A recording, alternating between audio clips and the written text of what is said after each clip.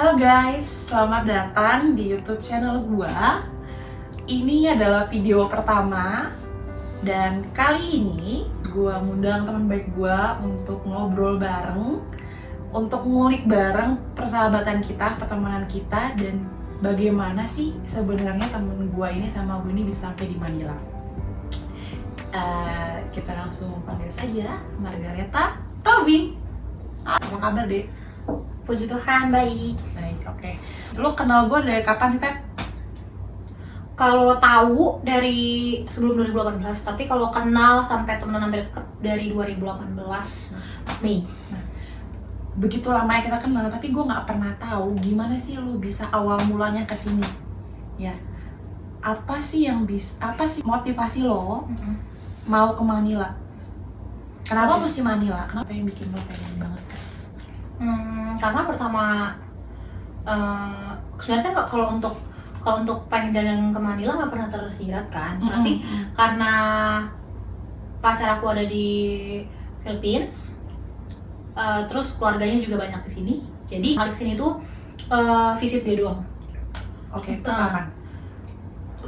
Pokoknya sebelum 2018 lah ya. Oh, oke. Itu visit dia doang satu kali. Terus itu akhirnya sempat kerja kan di asuransi perbankan. Terus dia kayak sedih gitu, pacar aku kayak sedih, capek banget perjalanannya. Akhirnya dia saranin ke Philippines. Cuman pas awal kamu ke Philippines tuh sebenarnya untuk interest udah interest, tapi bergumul gitu ya, belum yakin untuk ke Philippines karena kan kakak-kakak udah pada nikah, tinggal aku sama abang. Jadi mau ninggalin orang tua tuh berat banget gitu. Tapi aku bilang dari awal, kalau aku sebulan dapat kerja aku stay, tapi kalau sebulan dapat kerja aku janji aku pulang. Itu awalnya. Karena mama papa aku nggak bolehin aku ke Filipina sebenarnya. Oke. Akhirnya pertama kali kesini tahun 2018 for good kan, 2018 Februari. Nah, setelah lo berpikir tadi untuk kesini, ya kan, tujuan awal lo adalah niat memang cari kerja. Terus gimana sih prosesnya sampai lo bisa dapat kerja di sini? Susah nggak sih, kayak misalnya di Indo kayak kita harus apply dulu job street, datang ke perusahaan-perusahaan. Apakah sama prosesnya pada saat lo di Indo sama lo dapat kerjaan di sini? Kalau pas di sini ya, pas di sini awalnya tuh aku emang aku nggak pernah apply di job street sebelum sampai di sini, sebelum landing di sini.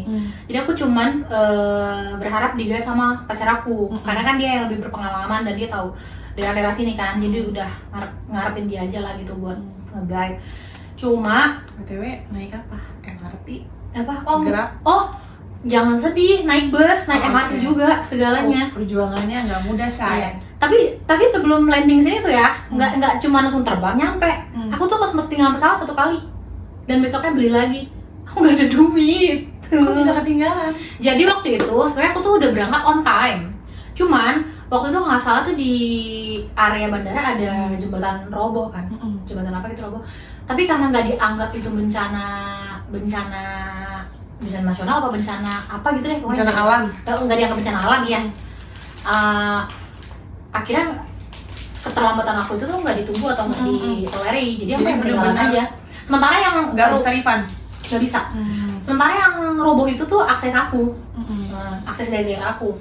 Akhirnya aku ketinggalan, dan besokannya dengan kebaikan kekasihku dibeli tiket. Tapi tiket yang pertama aku beli sendiri. Gitu. Akhirnya waktu masih jaim-jaim gitu kan.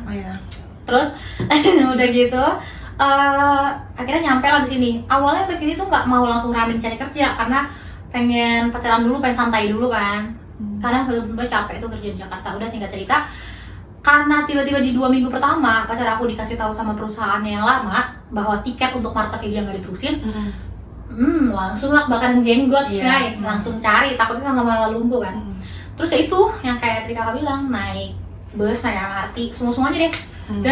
Dan karena aku belum ada apply sama sekali job street, yang paling getol tuh di walk-in interview. Jadi kalau tadi Teta bilang, Teta naik bus, pasti untuk perjalanan dari satu tempat lu pasti harus tahu namanya. Jalan itu lu gimana aja tahu? Nggak mungkin kamu nanya Puya dengan bahasa Tagalog, saan po gitu kan, nggak mungkin kan? Itu untungnya pacar aku tuh bisa ngandelin pacar aku ya. Pacar aku lumayan adalah keberaniannya, nyalinya gitu. Jadi waktu itu kita kalau lagi walk in, aku tuh misalnya satu daerah, aku langsung babat semua perusahaan yang memungkinkan, even itu walk in. Dan bahkan ada ketolak walk in pun sering, karena nggak semua perusahaan mau kan nerima walk in kan, harus ada apply atau panggilan dulu atau appointment gitu-gitu kan. Singkat cerita, waktu itu cerita sedihnya adalah aku pernah lagi walk in, aku lagi ngargain banget itu walk in tuh bukan karena keinginan aku, tapi karena respect aja sama pacar aku. Waktu itu dia lagi ini shiftnya kan ini kan sama pacar apa shiftnya, iya shiftnya dia random kan. Waktu itu dia habis shift malam, terus karena aku cuma mau hargain waktunya dia, yaudah dia belum tidur tuh, aku ikutin mau apa namanya walk in. Akhirnya aku waktu itu inget banget itu dalam keadaan lagi sakit ya, kurang enak. Aku waktu itu belum tahu udah ada apaan kan. Aku taunya aku asam lambung aja.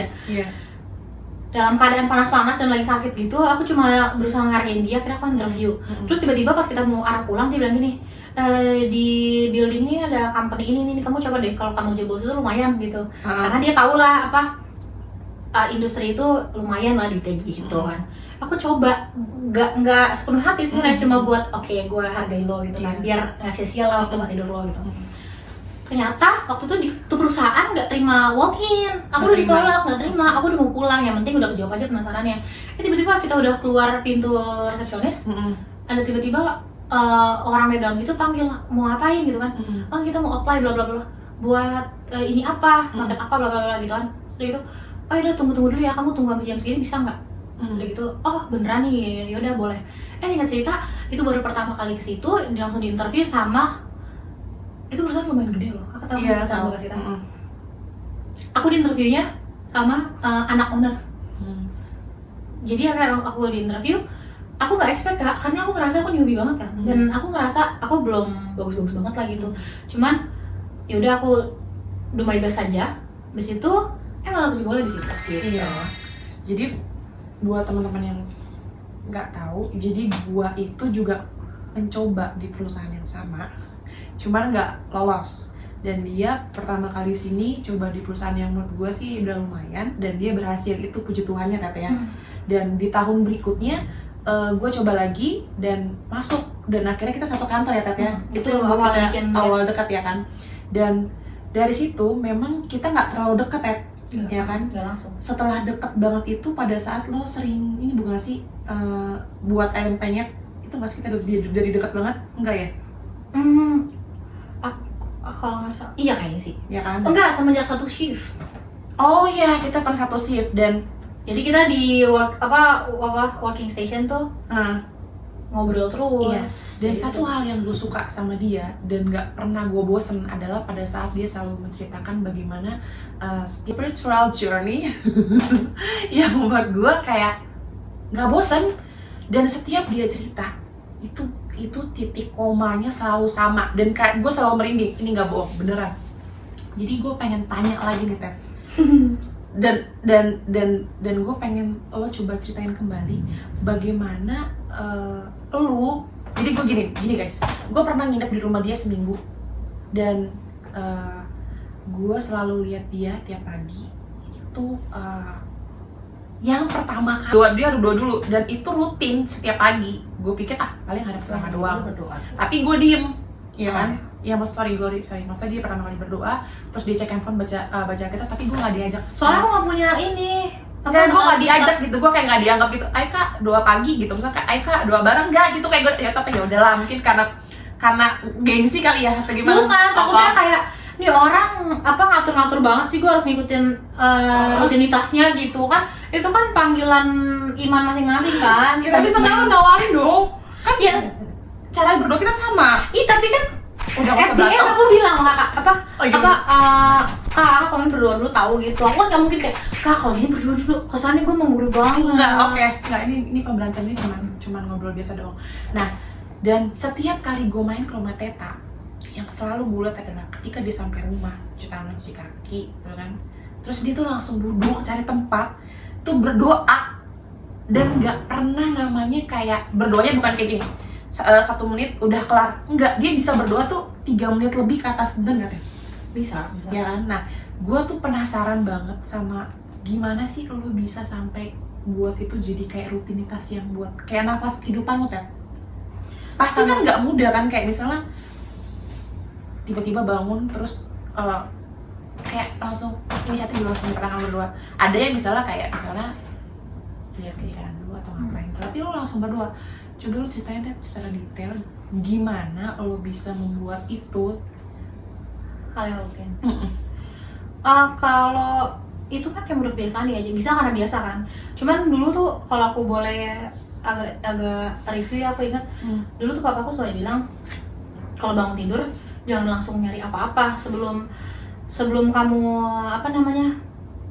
ngeliat handphone atau meminjakan kaki ke lantai. Bersyukur dulu karena nggak semua orang bangun tidur itu bangun. Ada orang tidur terus sampai nggak bangun. Ya, serem sih ya. Tuh. Contohnya kayak sekarang kan orang banyak nafas harus bayar, tapi lu bangun masih Tuhan bangunin gitu. Iya. Jadi ucapin syukur dulu karena kalau kita berdoa isinya cuma minta, Tuhan juga kan nggak tersanjung kan buat ngasih kita lebih gitu. Jadi bersyukur sih, lebih bersyukur.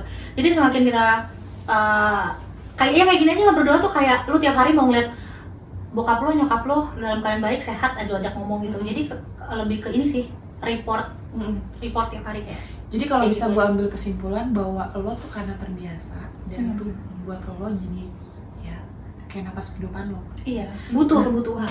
Dan apa yang bisa buat lo rajin berdoa tanpa putus, tanpa lupa adalah karena kebiasaan. Dan lo ngerasa bahwa itu adalah napas Tuhan. Benar. Karena kalau misalnya kayak kita mau pergi, kita bisa hati-hati, kita bisa pakai helm, kita bisa pakai apapun. Tapi kalau kita nggak minta penyertaan Tuhan, ya jalan itu kalau nggak kita nabrak, kita ditabrak. Jadi bukan kekuatan lo yang jaga diri lo, tapi ada Roh Kudus, ada Tuhan gitu. Jadi kalau lo bangun tidur masih bangun, artinya Tuhan masih memberikan lo kesempatan baru, bersyukur. Lo pergi, Tuhan jaga. Lu minta penyertaan Tuhan selalu jaga. Sampai lu pulang lagi dalam keadaan sempurna tanpa orang merawat, itu bersyukur. Jadi jangan cuma mintanya aja, tapi saat udah menerima sesuatu hal yang nggak kelihatan tapi lu rasakan, bersyukur. Oke. Pasti di saat kita dekat sama Tuhan, nggak pasti hidup kita mulus-mulus cerita. Pasti kan ada up and down ya kan. Dimana juga kita punya kepercayaan iman sejusawi, gunung pun lo bisa kendalikan. Betul. Gue pengen deh dengar cerita lo, apa sih yang buat lo iman lo bertumbuh? Momen apa sih yang bisa lo ngerasa kayak, wah, gue harus semakin dekat nih sama Tuhan. Gue harus yakin bahwa Tuhan memang selalu beserta gue, even bahkan di hal terpuruk sekalipun. Iya, banyak ya. Kalau bilang banyak, yang penting-pentingnya itu adalah karena ngalamin ya. Yes. Karena ngalamin sesuatu hal yang di luar akal sehat gitu. Kadang tuh di saat gue berdoa, memang sih Tuhan gak selalu jawab apa yang gue minta, tapi Tuhan selalu jawab apa yang gue perlu. Dan tanpa gue sangka, yang Tuhan kasih tuh lebih baik dari apa yang gue harapin gitu. Contoh misalnya kayak kita kena layoff tahun lalu, inget kan? Gitu. Siapa sih mau kena layoff lagi pandemi-pandeminya gitu kan? Tapi kayak setelah itu, waktu itu terjadi, sakit nerimanya. Sakit itu kayak susah banget nafas, susah banget ya, capek gitu. Udah mana pas itu kejadian bokap gue ulang tahun, gue sosok nanya mau pilih jam yang mana pak.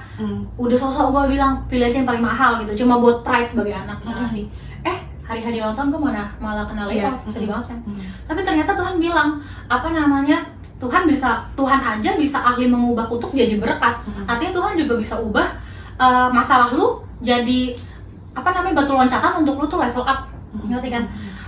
Kalau aku pikir-pikir apa yang aku rasain, aku nikmatin hari ini, itu karena upah, atau bukan karena upah, maksudnya karena racikan-racikan yang Tuhan udah bikin di kemarin tuh sakit, sesak, dan Tuhan tuh capek. Tapi Tuhan biarin aku laluin semua itu, karena melalui proses gitu.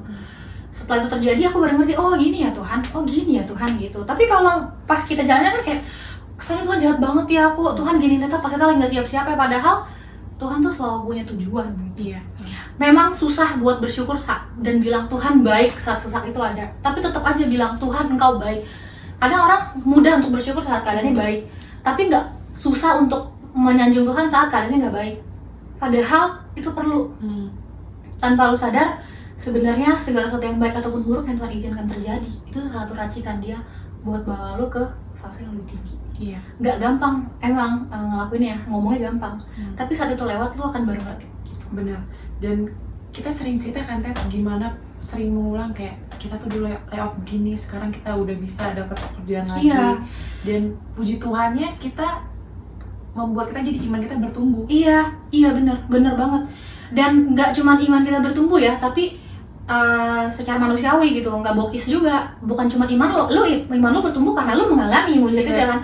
Tapi keuangan lo juga bertumbuh coy, kan? Gitu. Finansial lo bertumbuh, ya kan? Iya. Bener. Jadi Aku nggak bisa. jadi sekecil apapun kenaikan itu tetap Amin. itu level up. Iya benar-benar. Jangan misalkan ini cuma jokes jadi ya. misalkan kayak misalkan gaji lo 5 juta, besok ke 5 juta 200, sekecil apapun itu nominalnya tetap aja itu kenaikan kan. Iya benar. Ya kan, gitu. Jadi apa ya? Gak akan kita rasain nih sedapnya hari ini kalau nggak ngerasain aus-ausnya kemarin gitu. Iya kan? benar banget guys. Jadi dari yang gue ambil dari cerita Teta ini adalah ketika lo bersama Tuhan, bukan berarti hidup lo akan mulus-mulus aja. Bener. Kita akan tetap ada masalah. Bener. Tapi ketika kita bergantung sama Tuhan, Bener. kita tahu harus melangkah kemana. Yes. Kita mesti punya pendamping Bener. yang bersama dengan kita. Dan itulah kenapa yang gue kangenin kalau setiap ngobrol datang ke rumah Teta adalah spiritual dia, journey dia. Meskipun terkadang dia ini kadang kalau lagi mulutnya lagi bacot gitu.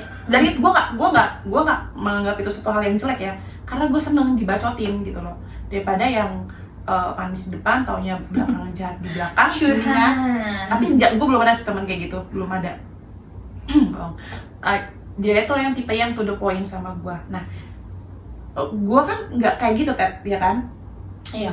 Gue kan orangnya lebih cuek gitu loh, maksudnya lo cerita panjang, kadang-kadang gue cuma nggak jawab biasa-biasa aja. Kenapa sih lo pengen teman sama gue gitu loh? Apa yang bikin lo mau teman gue, sedangkan gue orangnya yang nggak bikin greget gitu loh, kayak lo gitu yang to the point, cablak. Karena mungkin kalau misalnya juga kita setipe, sama-sama berapi-api kan nggak cocok. Jadi intinya sih ya karena lu ada loyo-loyonya lah Kak, jadi mungkin kita agak cucu. Karena kalau misalkan gua emosional, lu emosional, akhirnya kita berantem tiap hari kan. Iya. Jadi, tapi kita pernah berantem loh guys. Pernah nggak sih kita berantem? Berantem nggak sih tuh? Yang diem-dieman gara-gara nyokap gua nggak ngasih. Gua lo nggak berantem. Itu nggak termasuk berantem ya? Berantem batin ya. Berantem batin. Jadi dia pernah ngomelin gua, bukan ngomelin sih, kayak ngasih tahu kan. Jutekin doang sih, Iya, kesel, bukan jutekin juga sih, kesel doang. Habis itu gue jawab, ya udah gitu kan, kayak Padahal gua ngomong panjang banget tuh. iya panjang banget. Tapi gue disitu lagi mumet ya. Ya udahlah, Teta ini tadi juga kalau udah tenang ngobrol lagi. Jadi pertemanan kita tuh nggak cuma mulus-mulus aja, ada yang namanya diem-dieman tapi saling mendoakan. Emang ini sih nggak keintens banget, tapi Iya. ujung-ujungnya balik-balik lagi. Iya. Dan gue juga bersyukur sih Tet punya teman kayak lo. Bersyukur karena adalah Mungkin bersyukur. Setiap gue masuk ke sini dia tuh punya ada makanan di sini. Ya Allah. Ketika nggak ada makanan gue suruh masak, dia mau masak loh. Padahal gue nginep di rumah dia pun harusnya gue juga inisiatif masak. Dia mau masakin buat gue ke pasar. Jadi cuci lagi, kurang asem banget tuh.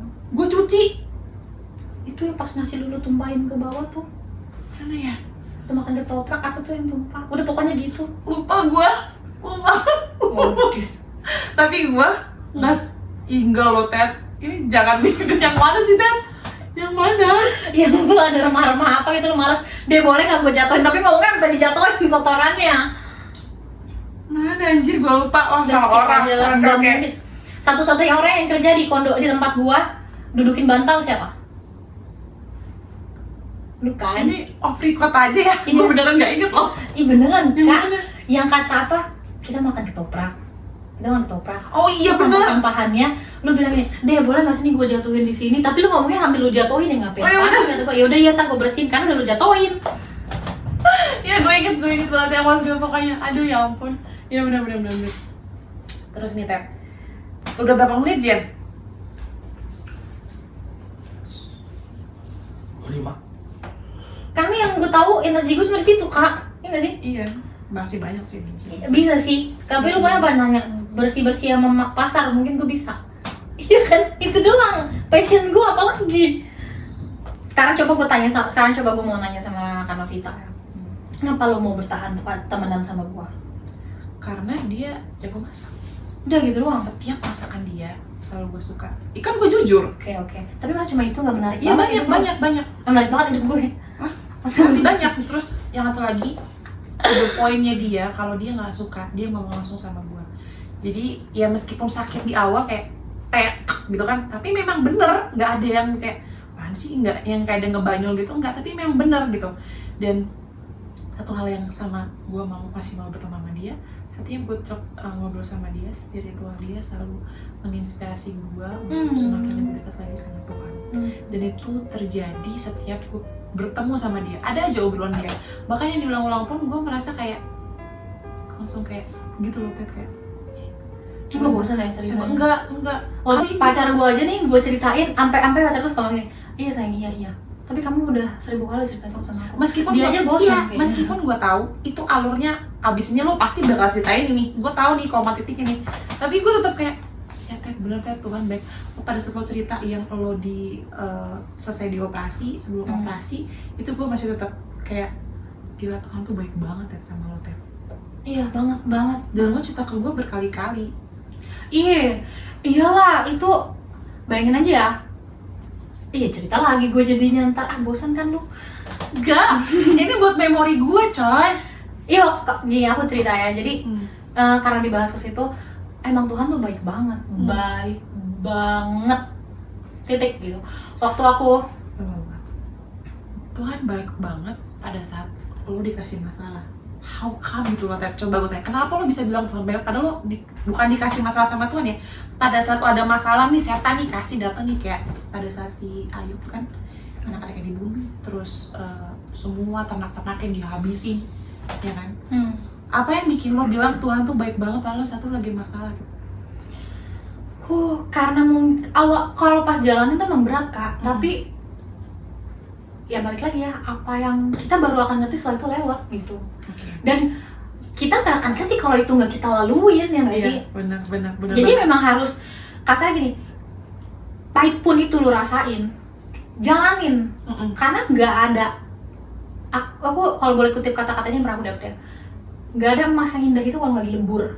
Dilebur itu kan sakit, dilebur itu nggak enak, panas kan, tapi dia bisa jadi cantik akhirnya setelah dilebur gitu.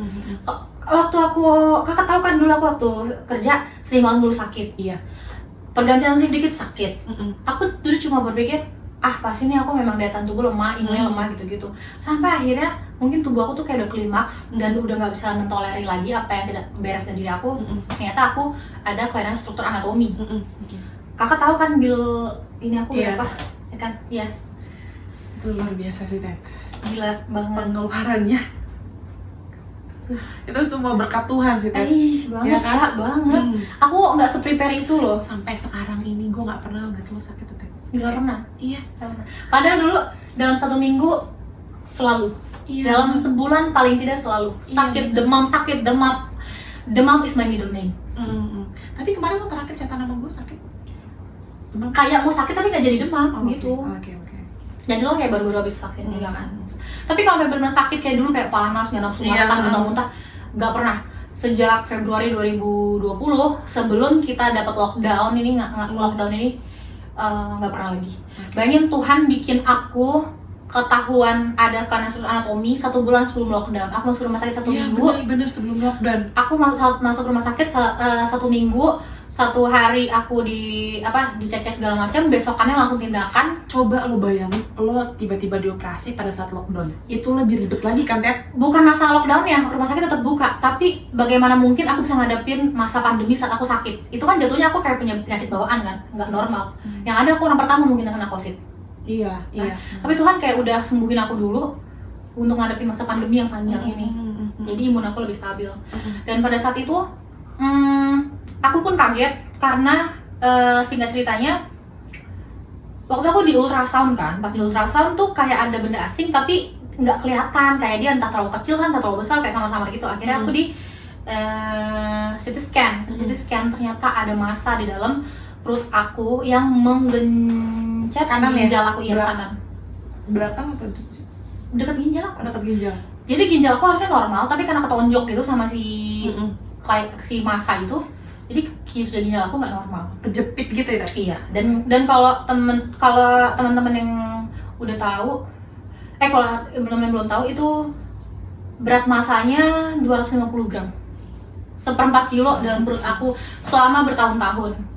Tapi dan bayangin ya, yang aku sedih tuh, yang aku terharu tuh gini, Tuhan ngizinin itu tetap ada dalam tubuh aku, tapi aku bertahan hidup walaupun aku sakit. Iya. 2 tahun lebih aku menghasilkan uang di negara ini, dan Tuhan izinin aku bertahan hidup Dan serta dapat benefitnya. Dan satu lagi, pekerjaan kita shifting itu Yes. pekerjaan yang nggak mudah loh. Yes. Dan sementara kan pas kerja itu ginjal aku nggak normal jatuhnya, tapi aku bertahan hidup Kak. Kan kalau kita pakai logika dunia itu, Iya benar. logika manusia bisa mungkin bertahan hidup sampai berapa 20 tahun sekian kan. Iya. Akhirnya si dokter itu bilang ternyata itu tuh memang udah ada sejak aku lahir, dan seiring berjalannya tubuh aku bekerja dengan keras, jenis makanan minuman aku minum, jadi tubuh aku tuh udah kayak nolak gitu. Ya kakak tau lah pokoknya soal apa yang harus dibayar-bayar. Iya benar. Tapi puji Tuhan semua terlewati, dan aku baru masuk kerja berapa lama itu, tapi langsung lockdown. Iya benar. Dan puji Tuhan masih gaji tetap jalan. Iya benar. Itu. Tuhan baik banget sama kita semua pada saat pandemi itu, sebelum dan sampai sekarang pun Tuhan masih baik banget sama Tuhan kita. Tuhan baik. Apapun yang terjadi, pokoknya sekalian membangun iman sama lain ya. Apapun yang terjadi Tuhan baik. Sakit pun Tuhan baik, masalah pun Tuhan baik. Sesakit-sakitnya kita hidup sama Tuhan, akan lebih sakit kalau kita nggak hidup sama Tuhan. Aku jadi sayang sama kamu, bener. Bener. Jadi kenapa gue mau ngobrol sama dia, dan gue pengen banget ini jadi kenangan gue pada saat nanti kita udah 10 tahun ke depan, karena saat gue kangen sama lo, gue bisa lihat video ini, gue bisa ngingetin gue bahwa gue punya temen yang baik nih, yang bisa mengingatkan gue dari setiap obrolan kita. Nah, sebagai penutup nih Ted, sebenarnya gue masih mau panjang lebar, cuman karena udah larut malam nih, dan kita besok akan menghadapi ECQ. Gue ada satu pertanyaan nih buat lo. Pesan moral apa sih yang bisa lo sampaikan ke teman-teman sekalian ya? Kalau buat kakak lebih mature lagi, lebih wise. Jangan pun mereka nagih-nagih kapan kewong, kapan punya pacar, intinya kita harus bisa jadi pengaruh yang baik buat mereka. Betul. Dan apapun yang mereka kasih ke kita, jelek ataupun baik, sebisa mungkin itu buat kita memfilter diri juga. Bagaimana ya cara nyikapin? Kalau gue yang ngomong kayak gini ke anak gue kelak, enaknya gue dijawab gimana ya? Balikin juga ke mereka kayak gitu. Terus enggak sih, Kak Novita tuh enggak gimana-gimana sama orang tuanya, cuman suka kesel kalau denger dia tuh nggak angkat-angkat telepon tuh. Terus kalau untuk teman-teman, termasuk buat kakak juga, teman-teman yang lebih khususnya kayak gini, lebih teman-teman yang sekarang berada di zona rindu sama. Yes. Kita pasti sama-sama tahu ya, di masa ini nggak ada kepastian sama sekali. Kemarin kirain udah bakalan GCQ, dan akhirnya bordernya lifted, ternyata enggak. Ternyata GCQ lagi. Pasti kangen sama orang tua, sampai homesicknya tuh kadang sakit ya. Sampai udah aku sekarang suka gitu, semakin kangennya gitu. Ya udah, intinya nggak ada sesuatu yang Tuhan izinkan terjadi kalau Tuhan nggak ada sesuatu yang terjadi kalau Tuhan izinkan terjadi. Apapun yang Tuhan mulai, pasti Tuhan juga yang akhirin. Betul. Ya kan? Mau mereka masih tebak-tebakan kayak berpikir ini pandemi ini bener gak ya gini ya? Yang jelas sih virus ini udah terlanjur ada. Terlepas apapun itu, pro dan kontra di benak kalian, intinya Tuhan sudah perkenankan ini terjadi. Betul. Jadi imanin aja bahwa apa yang Tuhan izinin terjadi, Tuhan pasti akan mulai dan akan akhirin. Cuman kita nggak tahu aja kapan gitu. Jadi pasti kangen orang tua. Kita dekat sama orang tua pun kita nggak bisa garanti kan dia akan baik-baik aja. Betul. Jadi yang paling kuat diantara segalanya adalah doa. Apapun hal buruk yang memungkinkan terjadi buat kita terhadap orang tua kita ataupun siapapun, jawabannya cuma doa. Karena kalau tangan Tuhan yang pegang, nggak akan ada yang bisa jatuhin, nggak akan ada yang bisa sakitin, nggak akan ada yang bisa bikin sesuatu yang buruk terjadi gitu. Betul. Tapi kalau soal kangen, pikir positifnya aja. Kamu jauh dari orang tua kamu, tapi kamu masih bisa supply duit kan? Gitu. Betul. Kadang-kadang mungkin tampaknya kayak negatif gitu, kayak kok duit. Iya. Tapi sometimes hal-hal yang norak-norak gitu loh yang kadang bikin tenang kan ya. Oh ya udah, daripada gue deket sama orang tua gue juga gue malah nambah susah kan? Gitu. Jadi at least dengan dengar mereka sehat, vitaminnya tercukupi, keuangannya yang kesusahan gitu, puji Tuhan. Gitu. Selebihnya berdoa aja. Betul. Dengan doa itu hati kita bisa lebih tenang. Bener. Bener. Kakak ingat gak sih aku cerita apa? Aku random tiba-tiba ngomongin abang aku menangis. Iya kan. Tapi emang dia orangnya suka begitu, mudah sedih. Bukan udah sedih, aku tuh orangnya kangenan kan. Iya Terus benar, itu kangenan. aku orangnya tuh kangenan. Walaupun aku cerewet suka marah sama abang, tapi kayak aku tuh panicking gitu loh. Iya benar. Aku suka takut something happen sama dia, apalagi aku nggak di situ. Tapi kadang tuh kan kayak ngomong gini, mau lu dampingan sama dia sambil gini, kalau dia kenapa lo kenapa bisa terjadi. Tapi mau di dalam lembah kelam sekalipun, kalau tangan gue yang pegang dia, nggak akan ada yang bisa nimpa dia gitu. Jadi jangan mengandalkan kekuatan lo dan jangan pernah bersandar pada pengertian lo sendiri. Benar. Lo kayak nggak ngasih ruang buat Tuhan bekerja atas hidup lo. Benar. Gitu. Jadi kasih ruang lah buat dia. Itu urusan dia, bukan urusan kita. Benar. Tugas lo cuman surrender aja. Kita ngomong gini kayaknya mudah, tapi sebenarnya kita juga menjalani itu juga penuh usaha, nggak cuma kayak oh gampang jalan aja, tapi kan ada usaha kan. Iya. Tapi kan akhirnya at the end di saat iman kita build itu berdasarkan pengalaman yang kita alamin. Kalau lu nggak ngalamin hal yang sakit banget, iman yang tergoncang banget, lu nggak akan ngalamin mukjizat dan akhirnya iman lu nggak akan bertumbuh. Tapi memang harus down dulu, harus ngalamin dulu, harus kesakitan dulu. Nggak ada orang sembuh di saat dia nggak sakit. Pasti kan sakit dulu baru ngerasain kesembuhan kan. Sama lo akan menerima pemulihan di saat lo tuh udah dibombardir dulu. Bombardir dalam arti lo nggak harus susah soal uang ini itu. Kadang mentally ngelawan ngejaga mental tuh susah banget, apalagi jadi orang tua kan. Iya benar banget guys. Apalagi apa sih yang kita bisa temuin cuman rumah kerja mall. Jujur ya, kadang aku saking kangennya orang tua ya, deket-deket tanggal gajian tuh aku nggak happy kak. Semu Deket-deket tanggal gajian nggak happy. Kenapa? Emang duit bisa bikin lo ketemu sama orang tua lo kondisi kayak gini nggak? Iya, jadi tapi ya udah aku cuma pikir-pikir kayak tiap kali gue gajian gue bisa kirim orang tua gue, terus mereka akan thank you gue dan mereka sih ada sumringahnya gitu kan. Dengan mereka happy, aku tenang kalau mereka tuh dalam kondisi yang baik-baik aja. Betul sekali guys. Gila 1 jam kurang gue udah ngobrol bareng sama Teta dan gue sudah sering banget cerita dia dan gue ngulang ini kembali supaya juga teman-teman tahu bahwa kita semua di sini harus semakin berserah sama Tuhan. Dengan demikian apapun keputusan yang kita ambil pastinya Tuhan turut andil. Yes, dan pasti. Thank you banget Ted udah mau ngobrol bareng. Nanti gue kasih tahu kapan postnya. Tolong teman-teman yang sudah nonton jangan lupa like dan subscribe dan juga bisa share. Dan dari cerita kami semua ini yang baiknya diambil, yang kurang baik atau yang menyinggung perasaan bisa dihilangin aja, dilupain aja. Karena tujuannya adalah untuk menghibur, memberikan spirit yang baik buat teman-teman yang lainnya. Dan kalau misalnya ada teman-teman yang mau request video lain, boleh nanti komen di YouTube channel gua. Sekian dan terima kasih Tata. Sampai ketemu lagi. Bye bye.